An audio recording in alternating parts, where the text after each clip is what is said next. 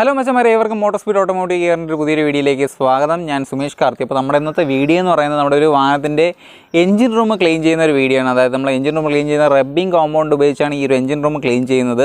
നമ്മൾ ഈ പലപ്പോഴും വാഹനത്തിൻ്റെ പുറം വാഷ് ചെയ്യുക അല്ലെങ്കിൽ പോളിഷ് ചെയ്യുകയും ചെയ്തിട്ടുണ്ടായിരിക്കും. ഈ ഒരു എഞ്ചിൻ റൂം പലപ്പോഴും നമ്മൾ ഒന്നും ചെയ്തിട്ടുണ്ടാവില്ല. കാരണം ഈ ഒരു വാഹനത്തിൻ്റെ ഈ എഞ്ചിൻ റൂമിൻ്റെ അത് വെള്ളം വീണാലോ അല്ലെങ്കിൽ വാഷ് ചെയ്യുമ്പോൾ എന്തെങ്കിലും വീണാലോ വാഹനം സ്റ്റാർട്ടാവോ അല്ലെങ്കിൽ വാഹനത്തിന് എന്തെങ്കിലും കംപ്ലയിൻറ്റ് വരുമോ എന്ന് നമ്മൾ പലപ്പോഴും ഒരു പേടിയുണ്ട്. അതുകൊണ്ടാണ് ഈ ഒരു വാഹനത്തിൻ്റെ എഞ്ചിൻ റൂം നമ്മൾ പലപ്പോഴും ഒന്നും ചെയ്യാതെ അവോയ്ഡ് ചെയ്യുന്നത്. അപ്പോൾ നമ്മൾ ഈ ഒരു വാഹനത്തിൻ്റെ എഞ്ചിൻ റൂം നമ്മൾ ക്ലീൻ ചെയ്യാൻ പോവുകയാണ്. അപ്പോൾ ഈ ഒരു റബ്ബിംഗ് കോമ്പൗണ്ടിൻ്റെ ഫംഗ്ഷൻ എന്ന് പറയുന്നത് നമ്മുടെ ഈ വാഹനത്തിൻ്റെ പുറമേയുള്ള ഒരു ചെറിയ ചെറിയ സ്ക്രാച്ചസും അതുപോലെ തന്നെ ഈ അഴുക്കും കാര്യങ്ങളൊക്കെ പോകാൻ വേണ്ടി റബ്ബിംഗ് കോമ്പൗണ്ട് യൂസ് ചെയ്യുന്നത്. അപ്പോൾ ഈ റബ്ബിംഗ് കോമ്പൗണ്ട് ഉപയോഗിച്ചാണ് നമ്മൾ ഈ ഒരു വാഹനത്തിൻ്റെ എഞ്ചിൻ റൂമും ക്ലീൻ ചെയ്യുന്നത്. അപ്പോൾ അതെങ്ങനെയാണെന്നുള്ള കാര്യങ്ങൾ ഫുള്ളായിട്ട് നമുക്ക് കാണാം, എങ്ങനെയാണ് ക്ലീൻ ചെയ്യുന്നത്. അതുപോലെ തന്നെ ഈ ഒരു വാഹനത്തിൻ്റെ ഉള്ളിലുള്ള ഈ ഒരു എഞ്ചിൻ റൂമിലുള്ള അഴുക്കും കാര്യങ്ങൾ എങ്ങനെ പോകുന്നു എന്ന കാര്യങ്ങൾ ഫുള്ളായിട്ട് നമുക്ക് കാണാം. അപ്പോൾ നമുക്ക് വീഡിയോ തുടങ്ങാം. വീഡിയോ തുടങ്ങുന്നതിന് മുമ്പായിട്ട് നമ്മുടെ ഈ ചാനൽ ആദ്യമായിട്ടാണ് കാണുന്നവരുണ്ടെങ്കിൽ മറക്കാതെ ഈ ചാനൽ സബ്സ്ക്രൈബ് ചെയ്തേക്ക്. കൂടെ തന്നെ തൊട്ടടുത്തുള്ള ബെല്ലൈക്കൻ കൂടി ഒന്ന് എനാബിൾ ചെയ്തിട്ട് ഓളം കൊടുക്കുക. എന്നാൽ മാത്രമേ ഇതുപോലത്തെ വീഡിയോസും കാര്യങ്ങളും അപ്ലോഡ് ചെയ്യുമ്പോൾ നിങ്ങൾക്ക് നോട്ടിഫിക്കേഷൻ ലഭിക്കുകയുള്ളൂ, അതുപോലെ വീഡിയോ കാണാൻ സാധിക്കുകയുള്ളൂ. ഏവർക്കും മോട്ടോർ സ്പീഡ് ഓട്ടോമാറ്റിക് ഗിയറിൻ്റെ പുതിയ വീഡിയോയിലേക്ക് ഒരിക്കൽ കൂടി സ്വാഗതം.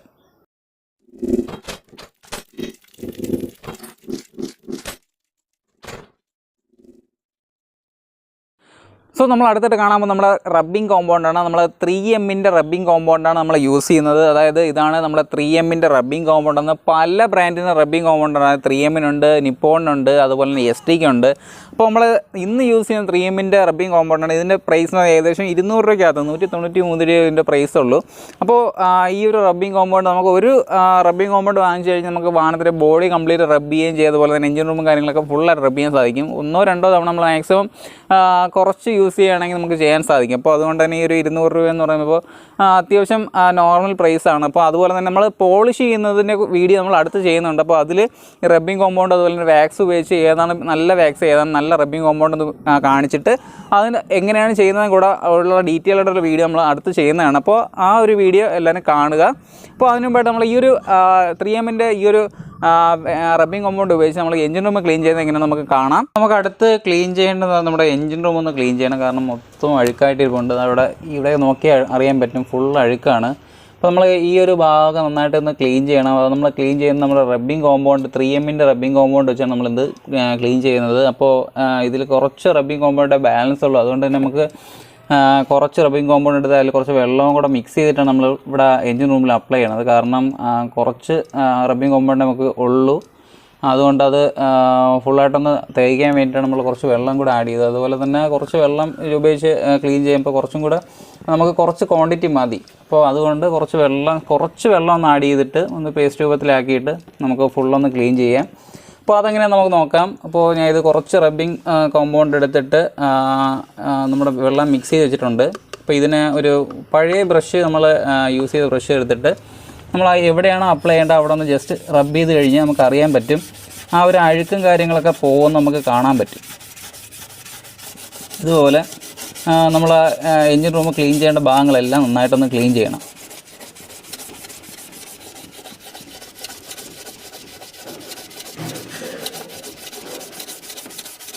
അപ്പോൾ നമ്മുടെ ഈ ഒരു റബ്ബിംഗ് കോമ്പൗണ്ടൊക്കെ വെച്ച് ക്ലീൻ ചെയ്യുമ്പോൾ അത്യാവശ്യം നല്ല രീതിയിൽ തന്നെ നമ്മുടെ എഞ്ചിൻ റൂം നല്ല ക്ലീൻ ആവുന്നതാണ്.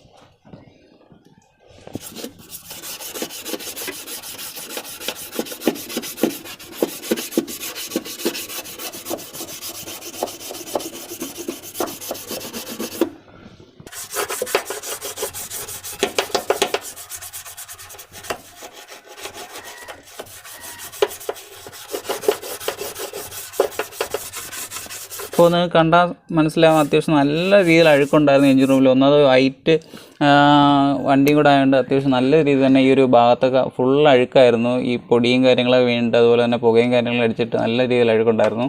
നമ്മൾ ഏകദേശം കുറച്ചായിട്ട് നമ്മൾ അഴുക്കുകളും കാര്യങ്ങളും പോകുന്നുണ്ട്. അപ്പോൾ ഈ ഭാഗത്തൊക്കെ ഈ അപ്രോണിൻ്റെ ഭാഗത്തൊക്കെ നല്ല രീതിയിൽ അഴുക്കുണ്ടായിരുന്നു. അപ്പോൾ ഈ നമ്മൾ കാണുമ്പോൾ മനസ്സിലാവും ഈ ഒരു ബ്ലാക്ക് ഇങ്ങനെ ഈ ഒരു ഷെയ്ഡ് ഇപ്പം ഇത് നന്നായിട്ട് നമ്മൾ വെളുത്തതാണിത്. ഇവിടെ ഈ ഒരു കളറായിരുന്നു ഇവിടെ ഉണ്ടായിരുന്നു. അപ്പോൾ നമ്മൾ ഏകദേശം അതൊക്കെ മാറി വരുന്നുണ്ട്.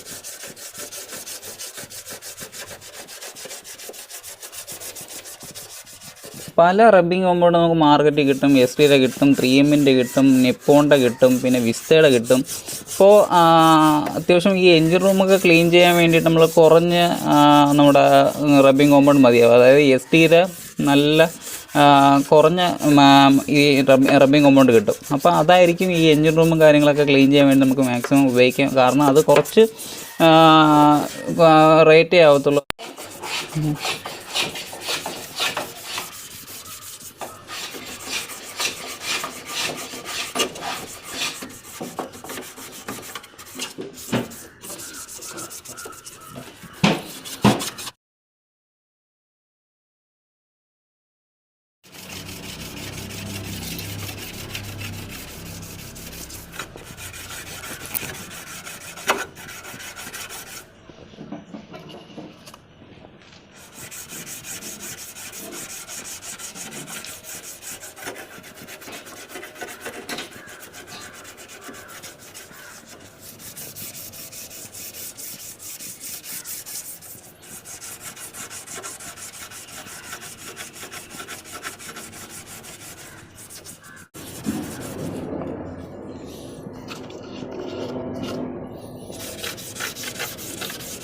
ഇവിടെ കണ്ടാൽ മനസ്സിലാകും കംപ്ലീറ്റ് മഞ്ഞ കളറാണ്. കംപ്ലീറ്റ് കണ്ട അഴുക്ക് കയറിയിട്ട് മഞ്ഞ കളറായിട്ടിരിക്കുകയാണ്. അപ്പോൾ നമ്മൾ ഇവിടെ നിന്ന് ജസ്റ്റ് റബ്ബ് ചെയ്താൽ പോകുന്ന അഴുക്കുണ്ട്. അപ്പോൾ നമ്മളിത് ബ്രഷ് ഇട്ടൊന്ന് റബ്ബ് ചെയ്ത് ക്ലിയർ ചെയ്യാണ്. കാരണം ഇവിടെ നമ്മളധികം ക്ലീൻ ചെയ്യാറില്ല വാഷ് ചെയ്യുന്ന സമയത്തൊന്നും. അപ്പോൾ അതുകൊണ്ട് തന്നെ പെട്ടെന്ന് അഴുക്കുകളും കാര്യങ്ങളും അവിടെ പറ്റി പിടിച്ചിരുന്നിട്ട് ഇതുപോലെ ഈ ഒരു കളറായിട്ട് മാറും. അതുകൊണ്ട് നമ്മളിപ്പോൾ ഈ പ്രാവശ്യം എഞ്ചിൻ റൂം ക്ലീൻ ചെയ്യുന്നതിനോടൊപ്പം തന്നെ ഈ ഒരു ഗ്രില്ലിൻ്റെ സൈഡും കൂടെ നന്നായിട്ടൊന്ന് ക്ലീൻ ചെയ്യുന്നുണ്ട്. അപ്പോൾ നമുക്ക് പെട്ടെന്ന് അറിയാൻ സാധിക്കും ക്ലീൻ ചെയ്ത ഏരിയ എത്രത്തോളം ക്ലീൻ ആയിട്ടുണ്ടെന്ന് കാര്യങ്ങളൊക്കെ അറിയാൻ പറ്റും. നമ്മുടെ എഞ്ചിൻ റൂം ക്ലീൻ ചെയ്യാൻ വേണ്ടിയിട്ട് എനിക്ക് തോന്നുന്നു നമ്മുടെ 3Mൻ്റെ നല്ല തരി കൂടിയിട്ടുള്ള റബ്ബിംഗ് കോമ്പൗണ്ട് യൂസ് ചെയ്യുന്നതായിരിക്കും കുറച്ചും കൂടെ നല്ലത്. അപ്പോൾ അത് കുറച്ച് നമ്മുടെ എഞ്ചിൻ റൂം വലുതായിട്ട് ചെറിയ സ്ക്രാച്ചസ് വീണാലും വലിയ കുഴപ്പമില്ല. കാരണം നമ്മുടെ ഈ ഒരു ഭാഗത്തായതുകൊണ്ട് വലിയ കുഴപ്പം വരത്തില്ല. പക്ഷേ ഈ കോമ്പൗണ്ട് യൂസ് ചെയ്യാം. മറ്റത് കുറച്ച് റേറ്റ് കുറച്ച് കുറവായിരിക്കും. അതുപോലെ തന്നെ ക്വാണ്ടിറ്റി കുറച്ച് കൂടുതലും കിട്ടും. പക്ഷേ ഇത് നമ്മുടെ ബോഡിയിലും കാര്യങ്ങളിലും റബ്ബ് ചെയ്യാൻ വേണ്ടിയുള്ള കോമ്പൗണ്ടാണ്. നമുക്ക് നോക്കി അറിയാൻ പറ്റും. നല്ല എന്ന് വെച്ചാൽ നല്ല പേസ്റ്റാണ്. Correct pure പേസ്റ്റാണ്. നല്ല രീതിയിലുള്ള പേസ്റ്റാണ്. മറ്റത് കുറച്ച് ചെറിയ തരി കാണും. അത് രണ്ടും കൂടെ കമ്പയർ ചെയ്യുമ്പോൾ പെട്ടെന്ന് അറിയാൻ പറ്റുമെങ്കിൽ നമുക്ക് ആ ഒരു റബ്ബിംഗ് കോമ്പൗണ്ട് ഞാൻ കാണിച്ചു തരാം. അപ്പോൾ നമ്മുടെ കയ്യിലിപ്പോൾ ഇല്ല. ആ റബ്ബിംഗ് കോമ്പൗണ്ടൂടെ ഏതെങ്കിലും ഒരു വീഡിയോയിൽ ഞാൻ കാണിച്ചു തരാം. അടുത്ത വീഡിയോയിലൂടെ കാണിച്ചു തരാം. ഈ ഏരിയയിൽ നല്ല രീതിയിലുള്ള അഴുക്കുണ്ടായിരുന്നു. ഇപ്പോൾ കംപ്ലീറ്റ് പോയി നല്ല ക്ലീൻ ആയിട്ടുണ്ട്. ഇവിടെ നോക്കുമ്പോഴും നമ്മൾ ഈ ഒരു ബ്രഷ് യൂസ് ചെയ്യുന്നതിൻ്റെ കാരണം എന്ന് വെച്ച് കഴിഞ്ഞാൽ നമുക്ക് പല സ്ഥലത്ത് നമ്മുടെ ഈ ഒരു വിരൽ വെച്ച് ക്ലീൻ ചെയ്യാൻ പറ്റില്ല. അതുപോലെ തന്നെ ഈ ഒരു നമ്മുടെ വേസ്റ്റ് വെച്ചിട്ട് ക്ലീൻ ചെയ്യാൻ സാധിക്കില്ല. അപ്പോൾ അതുകൊണ്ട് നമ്മൾ ഈ ഒരു ബ്രഷ് ആകുമ്പോൾ ഈസി ആയിട്ട് നമുക്ക് ഈ എഞ്ചിൻ റൂമിൻ്റെ പല ഭാഗത്തും നമുക്ക് ക്ലീൻ ചെയ്യാൻ സാധിക്കും. നല്ല രീതിയിൽ തന്നെ ക്ലീൻ ചെയ്യാൻ സാധിക്കും. അതുകൊണ്ടാണ് ഈ ഒരു ബ്രഷ് നമ്മൾ യൂസ് ചെയ്യുന്നത്. അപ്പോൾ നമ്മൾ കുറച്ച് നമ്മുടെ റബ്ബിംഗ് കോമ്പൗണ്ടും എടുത്തിട്ട് അതുപോലെ തന്നെ കുറച്ച് വെള്ളവും യൂസ് ചെയ്തിട്ടാണ് നമ്മളിവിടെ ക്ലീൻ ചെയ്യുന്നത്. കാരണം അതിൻ്റെ ആവശ്യമേ ഉള്ളൂ. നമുക്ക് വലിയ രീതിയിലൊന്നും ക്ലീൻ ചെയ്യേണ്ട ആവശ്യമില്ല. കുറച്ച് റബ്ബിംഗ് കോമ്പൗണ്ട് നമ്മൾ യൂസ് ചെയ്ത് മാക്സിമം അങ്ങനെ ചെയ്യാൻ നോക്കുക. കാരണം അതിൻ്റെ ആവശ്യമുള്ളൂ. നമ്മൾ കുറച്ചെടുത്തിട്ട് പോലും ഇത്രയും നല്ല ക്ലീൻ ആവുന്നുണ്ട്. അപ്പോൾ ആവശ്യത്തിൽ കൂടുതൽ എടുത്തിട്ടും കാര്യമില്ല. നമ്മൾ അതുകൊണ്ട് മാക്സിമം എത്ര കുറച്ച് യൂസ് ചെയ്തിട്ട് നമുക്ക് ക്ലീൻ ചെയ്യാൻ സാധിക്കും നമുക്ക് നോക്കാം.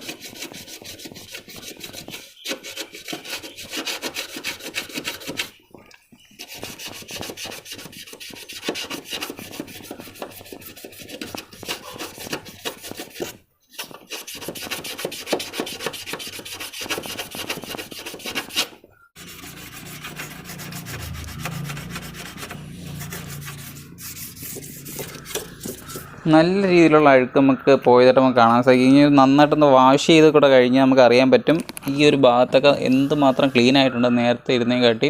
ഇപ്പോൾ കറക്റ്റ് പ്യുവർ വൈറ്റ് കളറായിട്ട് നമുക്ക് കാണാൻ സാധിക്കും. ഇപ്പോൾ നമുക്കിവിടെ നോക്കുന്നത് കാണാം കറക്റ്റ് പ്യുവർ വൈറ്റ്. നേരത്തെ ഒരു യെല്ലോ കളറായിരുന്നു ഈ ഒരു ഭാഗത്ത്, കാരണം ഫുൾ അഴുക്ക് കയറി പറ്റി പിടിച്ചിരുന്നിട്ട് യെല്ലോ കളറായിരുന്നു. ഇപ്പം കറക്റ്റ് വൈറ്റ് ആയിട്ടുണ്ട്.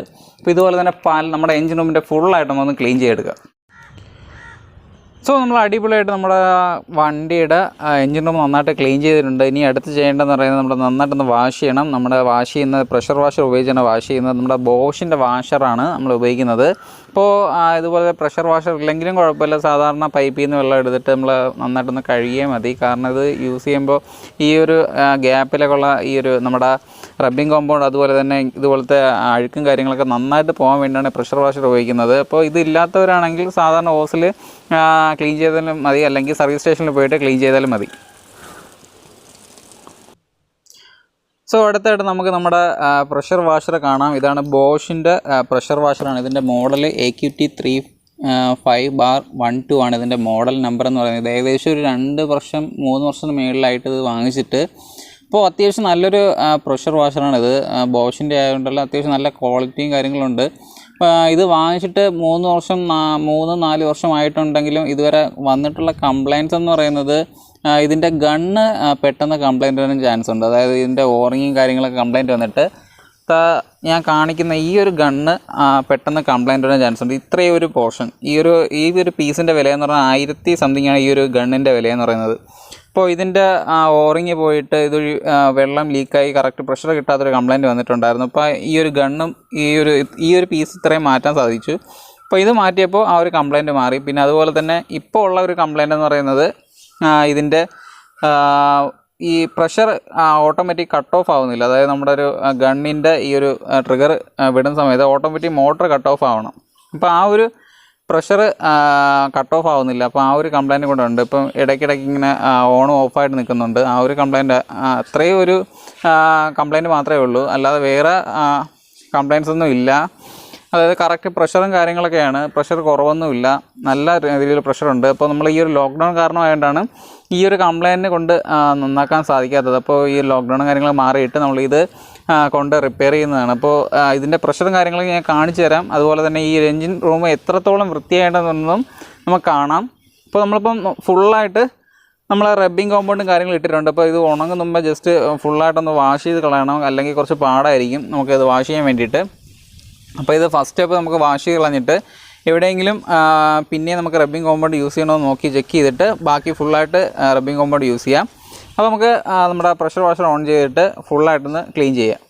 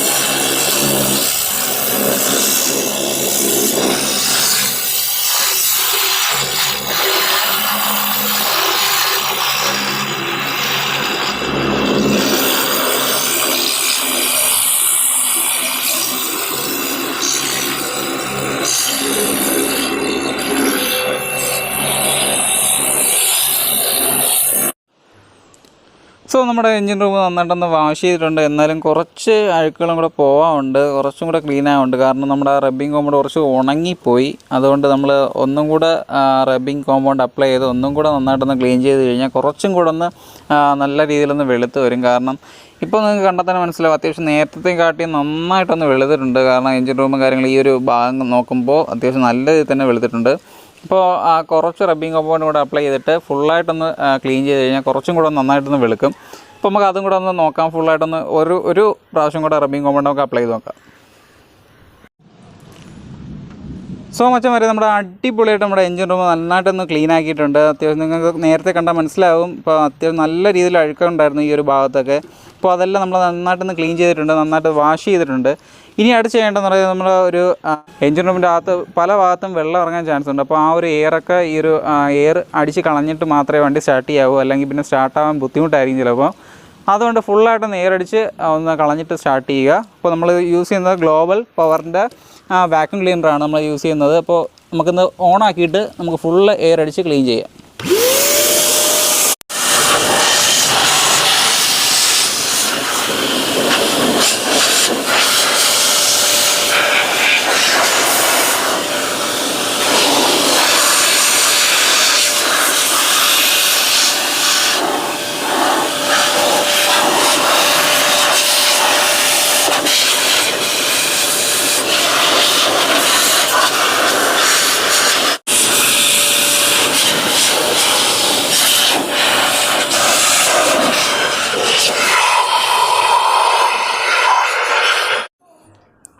സോ നമ്മൾ ഈ ഒരു വാഷ് ചെയ്യുന്ന സമയത്ത് നമ്മൾ ചെയ്യേണ്ട കാര്യം എന്ന് പറയുന്നത്, നമ്മുടെ ഒരു എഞ്ചിൻ റൂമിൻ്റെ ഈ ഒരു ഭാഗത്ത് വെള്ളം ഇറങ്ങാൻ കൂടുതൽ ചാൻസ് കൂടുതലാണ്. നമ്മൾ സ്പാർക്ക് പ്ലഗ് വരുന്ന ഭാഗത്ത് ഇവിടെ വെള്ളം കയറി നിന്നാലും നമുക്കറിയായിരിക്കും സ്പാർക്ക് പ്ലഗ് കുറച്ച് താന്നിട്ടാണ് വരുന്നത്. അപ്പോൾ അവൻ്റെ അകത്ത് വെള്ളം നിന്ന് കഴിഞ്ഞാൽ വാഹനം സ്റ്റാർട്ടാവില്ല. അതുപോലെ തന്നെ ഒരു മിസ് ഫയറിങ് ആയിരിക്കും, വാഹനം റേസ് ആവാത്ത കംപ്ലയിൻറ്റും കാര്യങ്ങളൊക്കെ വരാൻ ചാൻസ് കൂടുതലാണ്.